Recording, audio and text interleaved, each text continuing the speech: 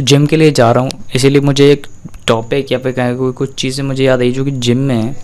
लोग मिस्टेक करते हैं। तो देखिए, पहली चीज़ तो आपको ये याद रखना है कि आप जिम जा रहे हो तो आप बॉडी बनाने के लिए जा रहे हो, ना कि तोड़ने के लिए। क्योंकि देखिए ऐसा रहता है, जैसे जो बिगिनर्स लोग होते हैं, ज़्यादातर ये चीज़ बिगिनर्स में ज़्यादा दिखती है मुझे। स्टार्टिंग में कुछ टाइम या फिर कुछ महीने हो गए, कुछ हफ्ते लोग जिम आते हैं, उसके बाद उनको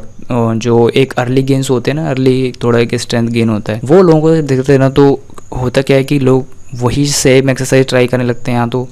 या तो होएगा कि सेम वेट पे धीरे धीरे करके जल्दी जल्दी इंक्रीज़ करने की कोशिश करते हैं। एक टाइम पीरियड होता है कि ना, एक सर्टेन अमाउंट ऑफ वेट आपकी बॉडी को मेंटेन या फिर कहे कि उसको अडेप्ट करने के लिए टाइम लगता है। ठीक है, आप बेसिक उससे ज़्यादा अपन उठा सकते हैं, लेकिन अगर मैं वही रैप रेंजेस की बात करूँ, 10 से 12 या 15 रैप रेंजेस, तो आपके लिए वही कम वेट भी बहुत ज़्यादा लगेगा। ठीक है, सो उस एक वेट को ना आप एक तरह से थोड़ा सा टाइम दीजिए उसको, बॉडी को एक लेवल पे लेके आने के लिए कि अगर उस लेवल पे जहाँ पे आपका बॉडी का ग्रोथ नहीं होगा, प्लेटो हिट करने मतलब कि, या फिर जो बॉडी का जो वेट है और आपके जो भी आप एक्सरसाइज करो उसका वेट एक्चुअल वो मसल के अकॉर्डिंग और वो मसल के लिए आप कह लो कि एक स्ट्रेसफुल सिचुएशन से जब बाहर चला जाता है, तब आप जहाँ पे ज़्यादा वेट इंक्रीज़ करें। और एक वेट इंक्रीज़ करने का एक चीज़ और याद रखने की, यहाँ पे वेट जब भी आप इंक्रीज़ करते हो, वेट कंट्रोल्ड फॉर्म, यानी कि ऐसा नहीं है कि अगर वेट आप इंक्रीज़ कर रहे हो फिर आपका जो और अदर मसल्स है वो ज़्यादा इन्वॉल्व हो रहे हैं प्राइमरी कंपेयर टू प्राइमरली। ठीक है, तो ऐसे में क्या होगा, आप चीट रैप्स हो सकते हैं हिट करो, हो सकते हैं कुछ रैप्स आप इजीली हिट कर लो उसको, बट फिर जो होगा वो आप पूरा फोकस के साथ नहीं हो पाएगा। तो फोकस नहीं होगा तो हो सकता है ऑब्वियसली उसमें जॉइंट्स वगैरह इन्वॉल्व होएगा। ठीक है, या एक जो लास्ट रैप होता है ना, लास्ट के 3 से 4 रैप्स जो होते हैं, वो जब आप हिट करने वाले होते हैं ना हैवी वेट से, तो वहाँ पे प्रॉब्लम होती है। क्योंकि लास्ट के जो 2-3 रैप्स होते हैं, जैसे आपने एक सर्टेन अमाउंट है, जैसे 8-10 रैप हिट कर लिए, अब 2 रैप और जब हिट करने हैं, पूरा एक सेट कंप्लीट करना है, तो उस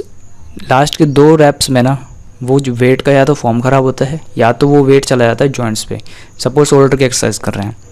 शोल्डर की एक्सरसाइज में आपने 10 रैप हिट कर लिए, बट नेक्स्ट जो भी एक्सरसाइज में जैसे 2 रैप और रह गए और वेट है हैवी, तो क्या होगा कि या तो वो शोल्डर का कोई फॉर्म ख़राब होने की वजह से आपका शोल्डर इंजरी हल्का सा होता है, स्टार्टिंग में किसी को पता नहीं चलता, बट होता आता है थोड़ा बहुत, तो ऐसा रहता है। और फिर या फिर अपने वेट जो है कंट्रोल नहीं कर पाया। ठीक, मशीन की बात अलग है, मशीन में भी ऐसे में किसी कुछ चीज़ होती है, बट मशीन में देखिए कोई और अदर मसल इन्वॉल्व बहुत कम होते हैं, बट जनरली जो फ्री वेट्स होते हैं उनमें ये चीज़ देखने को मिलती है। जैसे आप एक्सरसाइज कर रहे हो और अगर आपका वेट कंट्रोल नहीं है, या तो फिर आप वेट कंट्रोल है लेकिन फॉर्म थोड़ी सी भी इधर उधर हुई, हैवी वेट में यही प्रॉब्लम है, तो क्या होता है कि एक्सरसाइज फिर जॉइंट्स पे जाता है, वो मसल पे नहीं जाता, और फिर आपको बॉडी पूरा सपोर्ट करता है। आपको मालूम है कोई भी अब वेट उठाइए कहीं ना कहीं वो मसल वो रहता है। सो मेक श्योर करिए कि ना आपको बॉडी बनाने के लिए जा रहे हो तो थोड़ा पेशेंस रखिए, थोड़ा सा एक वेट को सर्टेन को टाइम दीजिए। मैं अभी भी वही सेम वेट से एक्सरसाइज कर रहा हूँ, लगभग एवरेज जो मैं पिछले साल पे था। ठीक है, थोड़े से वेट 5 किलो या फिर क्या कि 2.5 किलो, कुछ एक्सरसाइज में वो सिर्फ और सिर्फ 2.5 किलो ही इंक्रीज़ हुआ है, कुछ एक्सरसाइज में वो 10 किलो तक भी गेन हुआ है, यानी कि 10 किलो तक भी अब मैं वो वेट अडेप्ट कर पा रहा हूँ, कुछ में वो 5 किलो तक ही है। तो मसल टू मसल भी डिपेंड करता है कि आप किस में कितना ज़्यादा वेट इंक्रीज़ कर रहे हो। सो कभी भी कॉपी करने की कोशिश मत करिए कि कोई अगर इतना वेट उठा रहा है उसका बॉडी वेट या फिर आप हाइट या वैसे सब सेम लग रहा है तो आप वो भी उठा लेंगे बेशक, लेकिन जो एक रैप रेंजेस होती है वो एक फोकस के साथ कंप्लीट करना जो होता है, वो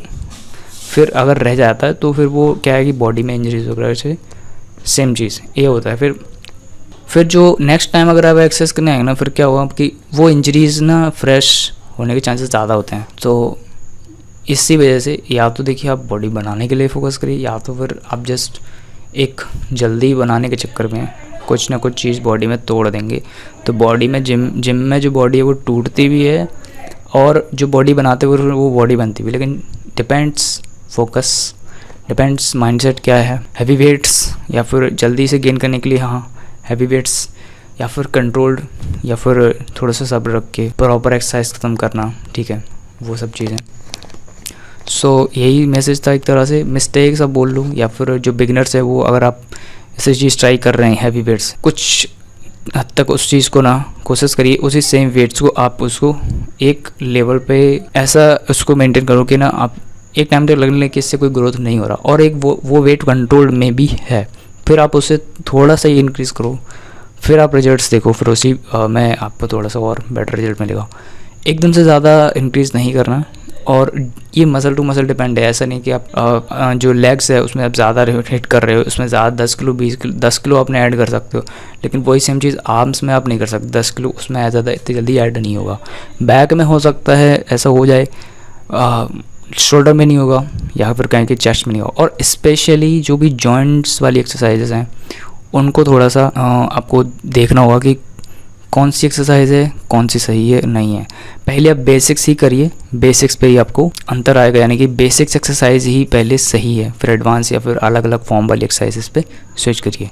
और गाइस, तो इस पर डिटेल वीडियो में कभी और लेके आऊँगा, जॉइंट्स वाली कौन सी एक्सरसाइज है जो कि जॉइंट्स को हिट करती है, नहीं करती, क्या करना चाहिए। अभी के लिए